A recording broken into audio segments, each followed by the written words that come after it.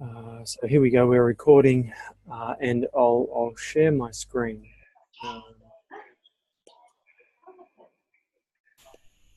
Wait a minute. Here we go. Now, please, everyone, let me know if you can see my screen there. I hope you can. Yep. And then we've got the views homepage there. Can everyone see that? Yeah. So maybe we'll just run through some of the things that have been added, and that's how we'll start. So I'll just click on course info to start with, and key dates and timetables. So obviously we're in semester 2 now. Key dates.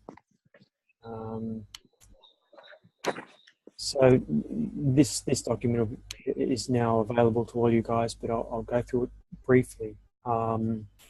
Lectures start next week. Date is the 27th of August. So if anything was to go pear-shaped or something like that, and you had to change your enrollment status or something like that, that's the date to aim to do that by. After that, it gets just more difficult. The on-campus seminar happens in week 6, so week starting the 3rd of September, but don't arrive on the 3rd of September. There'll be nothing happening until the 5th. So 5th, 6th and 7th September, Wednesday, Thursday, Fridays is when we'll come here, and I'll explain a little bit more about that later. In terms of assessments, they're going to be very similar to the way you were assessed for the semester. And saying that next year is quite different, but semester 1 and semester 2 assessment items are going to be pretty similar. With regards to the end of semester written and practical exams, I've requested that they happen in week 17, and we've always had assessment people honour sort of the requests we've made, but that's not set in stone yet, and that won't be for just a couple of weeks, but it's likely to be, I think, 15, 16 or 17 November, and we'll try to arrange things obviously so the written exam is the day before the practical exam. It'll be either a Thursday and Friday or a Friday and Saturday kind of scenario. So that's a brief rundown of what some of the dates are. Lectures. So again, you'll all be doing 2 units. There are 8 principles of cardiac sonography lectures, as shown on this slide here. Rob, Gil, and myself will do most of them. Most of them are online. Tim will do 1 when you guys come here on campus in week 6. Again, principles is a combination of ultrasound physics and anatomy and physiology, although we're sort of moving on this semester from normal anatomy and physiology to sort of cardiovascular pathophysiology. So we start thinking about, what happens when things go wrong. So that's principles of cardiac sonography, and then to support that, the practice lectures, and they will occur sort of a little bit later, start a little bit later than the principles, and that's just so that we get some of the theoretical things, introduce some of the theoretical things, and then start looking at how to measure systolic function and diastolic function, and how to assess valvular function and a few things like that. And hopefully some of them will be quite interesting, and obviously we want them to be really helpful with regards to your clinical practice. Before I go any further, any questions so far? No questions. Good. Okay.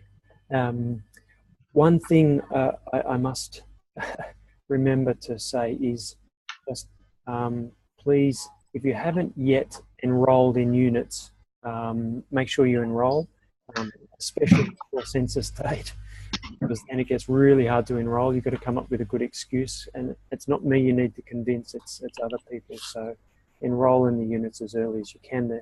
They're open, you should be able to.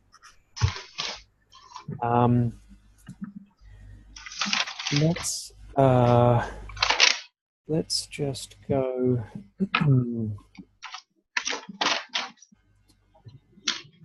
here for a moment, semester 2, to the learning guides. So again, you guys have access to these learning guides. They are meant to provide you with a rundown of everything essential that's going to happen in the course. So we'll go through the principles of cardiac sonography learning guide first. The people you'll be involved with most are Rob and myself. There's admin support, librarian support there if you need those people. Unit learning outcomes, obviously I'll get you guys to go through these in depth, but I just want to mainly focus on assessments for the moment. So similar to last time, there'll be the principles of cardiac sonography, 2 online quizzes. The first one weighted 15%, the second one 20%, and the final exam 65%. Similar structure to last time, the quizzes are multiple choice questions, and the final exam will be a combination of multiple choice, short answer, and long answer questions. That's a little bit of an extended description of what happens in the online quizzes. You guys are familiar with that. Just a reminder with regards to marking criteria, there's a 1 mark awarded for a correct answer, nothing awarded for an incorrect answer. With regards to the end of semester exam, multiple choice questions, short answer, long answer questions. The long answer questions are weighted most heavily. There'll be 3 of those. There'll be 8 short answer questions, 16 multiple choice questions. With the short answer and long answer questions, there are sort of part marks given. So, if everything doesn't stack up, but you've done a really good job of the majority of it, you're given marks accordingly. And just scrolling down a little bit further, that's just a breakdown of activities. So you can see lectures on the left-hand side, as previously, a combination of ultrasound physics and then cardiovascular pathophysiology.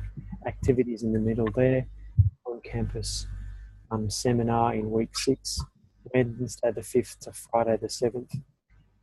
As with last semester, the on-campus seminar includes lectures and tutorials, but the focus will be really on getting you guys to develop strong imaging skills. So practical classes will be given a big emphasis. Again, there'll be volunteer patients here and ultrasound machines, etc., and there'll be students from previously who's trained that you can pick, and my own. So we're trying to really help you develop your skills. And obviously what we rehearse there in week 6 will be the kind of things that you're going to be assessed on at the end of the semester.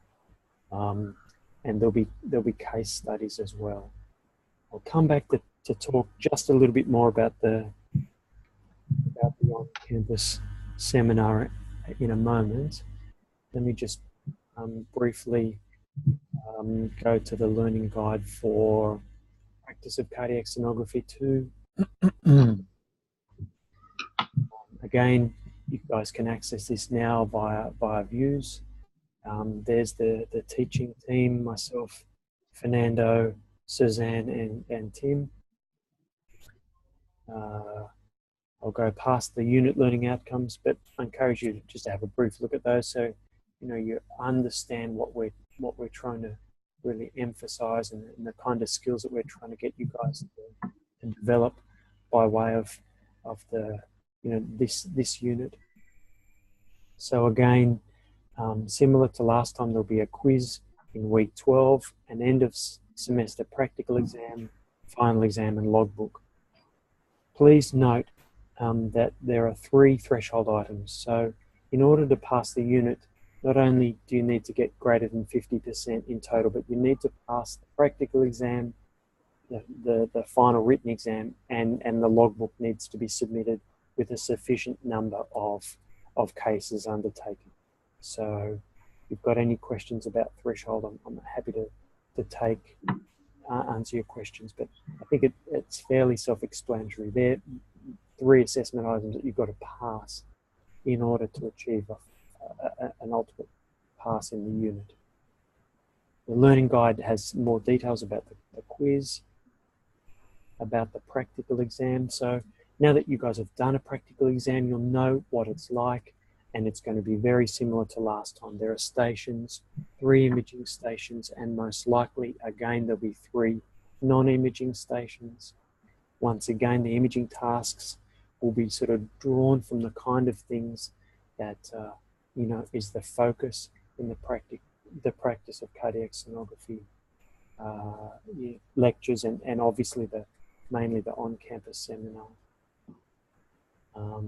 The final written exam mirrors, in one sense, the written exam for the principles of cardiac sonography, although it's not weighted nearly as highly. The highest weighted assessment item is the practical exam, which is worth 50%. Again, the logbook. So by the end of this semester, you will be expected to have 300 extra cases in your logbook. There was a question earlier on, can you include cases that you know, were yours during the mid-semester break? Yes. So you're enrolled in the course now, so continue your logbook. You know, any cases that you did during the month of July, I'm very happy for you to include those in your logbook, so that when you come to submitting it in November, you've got every chance of having achieved 475 cases by the end of the semester. Please note that 400 of those are going to have to be cases that you guys have done the majority of imaging. So, and a performed study is a study that you've performed at least, you know, 50% of the images and measurements or more. Just going a little bit further down, and there's a breakdown of the teaching and learning activities. Again, lectures on the left-hand side, the other activity in the middle with the on-campus seminar, and then the assessment items on the right-hand column. Any questions with regards to the learning guides? Okay, no questions is good. We'll keep going. Let me just go back here for a moment, just to have something on the screen to talk at as I explain the on-campus seminar. So the on-campus seminar, it will happen again here at Blacktown. Most of the activities will occur in the afternoon. There'll be a similar scenario to last time. There'll be sort of activities from about 2 p.m. until about 8 p.m. Wednesday, Thursday, Friday. You'll be divided into groups, and there'll be the opportunity to spend some time early on observing things at Blacktown. There'll also be a chance to be involved in some research. So there's a cognitive psychologist who I've recently started doing some research with, and she is really interested in sonographers because she used to be a sonographer herself. There'll be an opportunity to come and undertake some research with her, whereby you're tested for half an hour, observing echo images and answering questions related to cardiac imaging, while you've got an eye movement tracking device attached and a little monitor to attach sort of brain wave activity as well. And literally it's designed to try and develop or work out you know, how people who are perhaps on the start of their journey in echo compared to people who've been imaging for longer, how they go about, you know, identifying tasks, how quickly, etc., etc.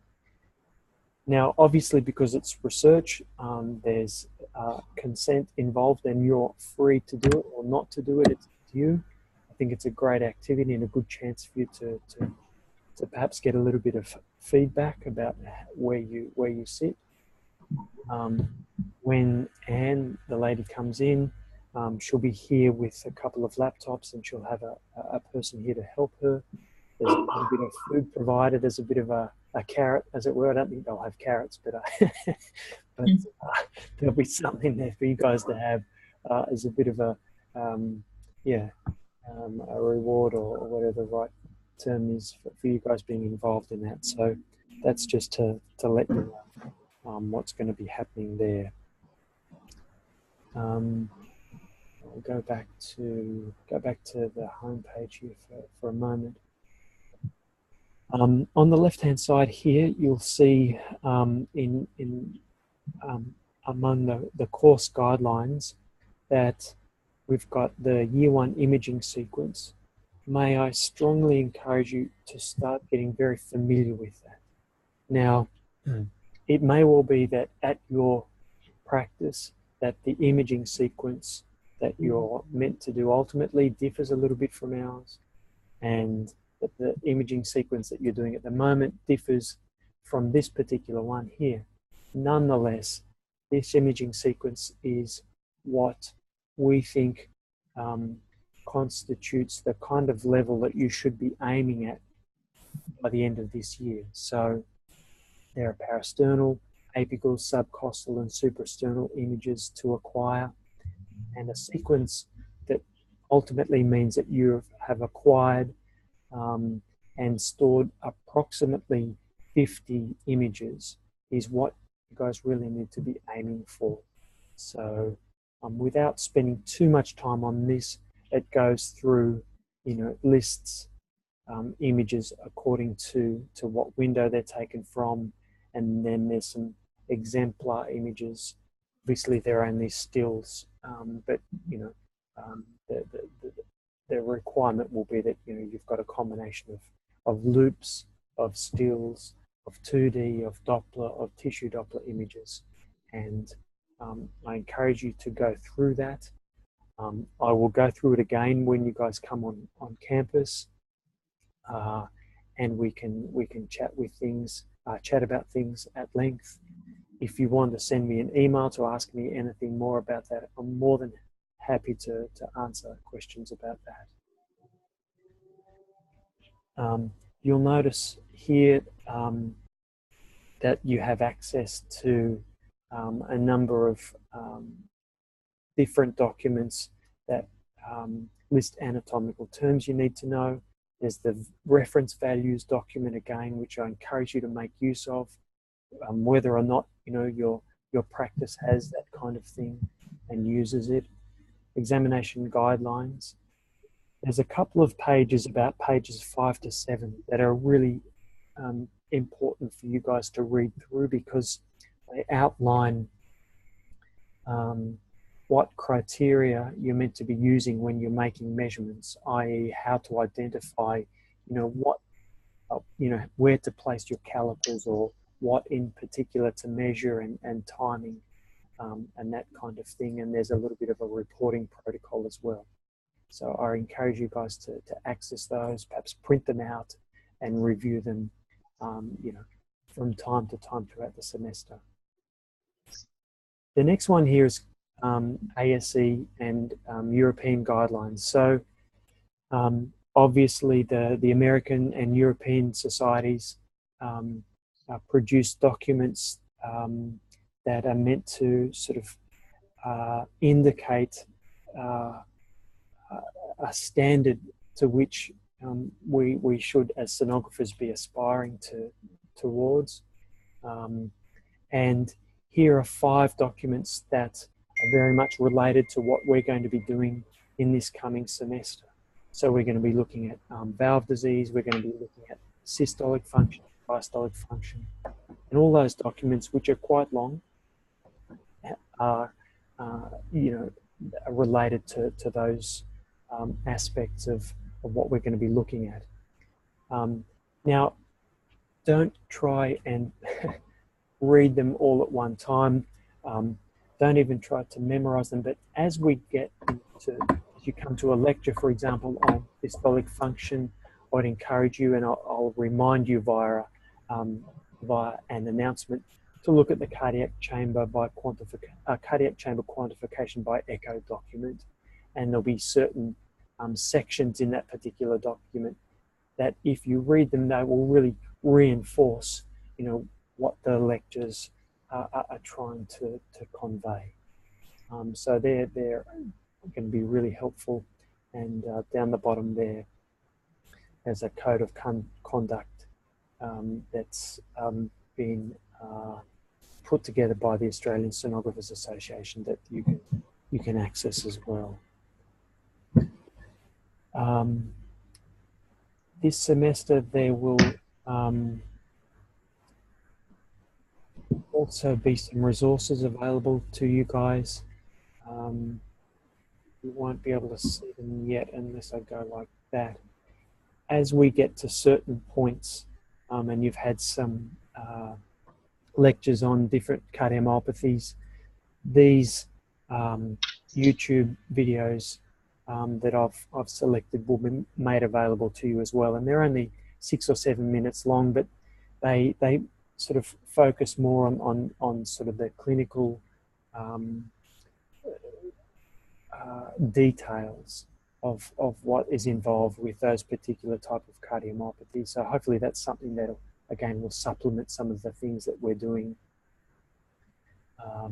or some of the lecture material that you'll be getting. There will also be just the formative quizzes as well. So there's about 7 or 8 formative quizzes. Obviously, you're free to do them or not to do them. They don't take very long, and again, they're just meant to reinforce what was covered in lectures that occur at around about that time. And as you know from last semester, some of them are used in the assessments at the end of the semester. Obviously, the Views site is something that you guys should be checking regularly. Just like last semester, there'll be announcements posted, at least a couple each week, and that's how I'll communicate with you most of the time. If I need to communicate with you, just individually, obviously it will be by email. If you're communicating with me and you're able to, I encourage you again to use your university email address. That's the one that the uni requests as a, in the capacity of a student, that you correspond with staff and other people via.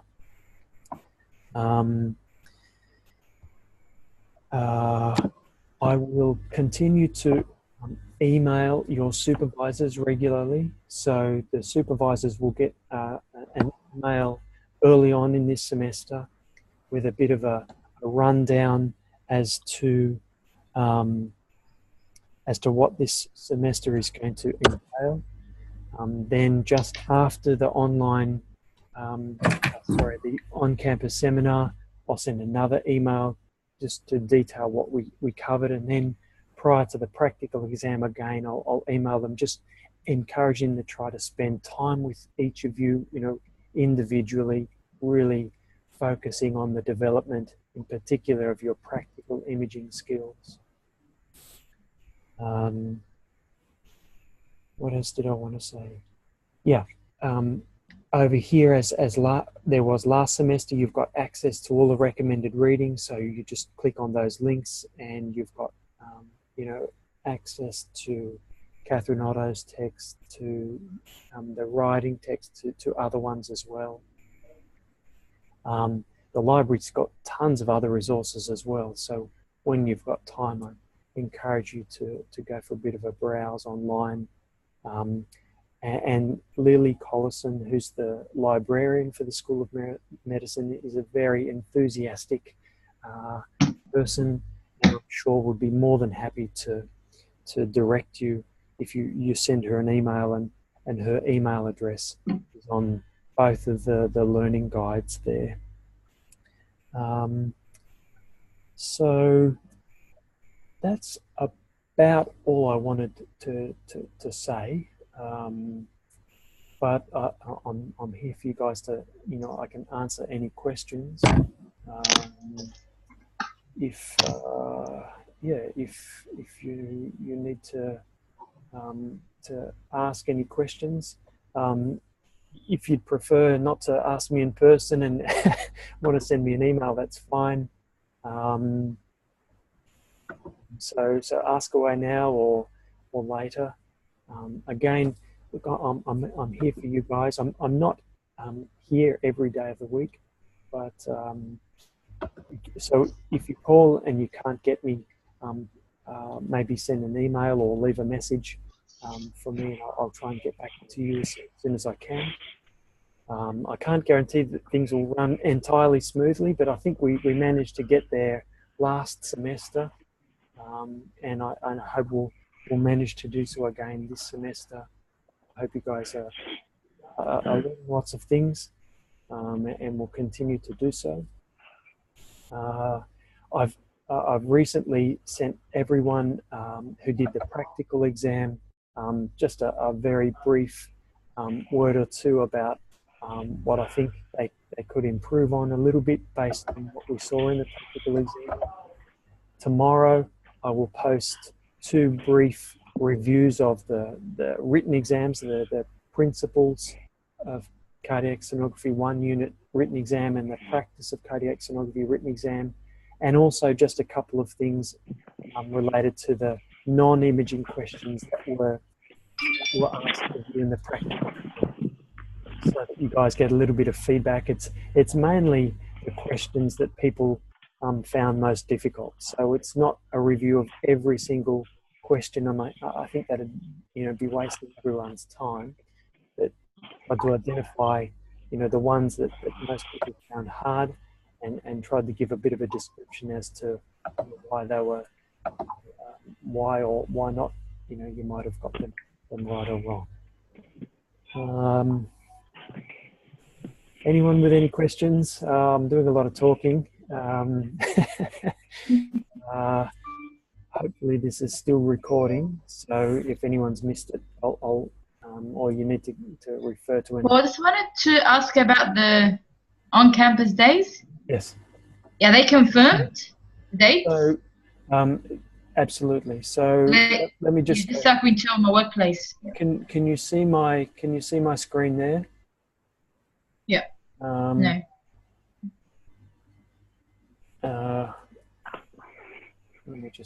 Let me share screen.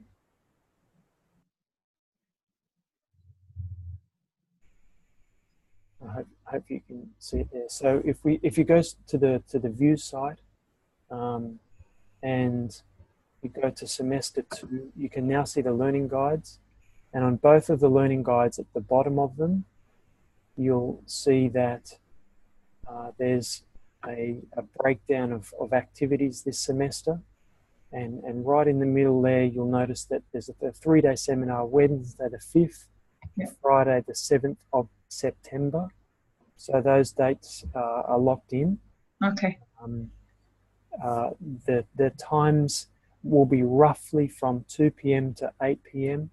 The mornings are just not, it's okay, as long as the days are confirmed. That's all I wanted to know. Yeah, the med students have the mornings, we get the afternoons. Mm-hmm.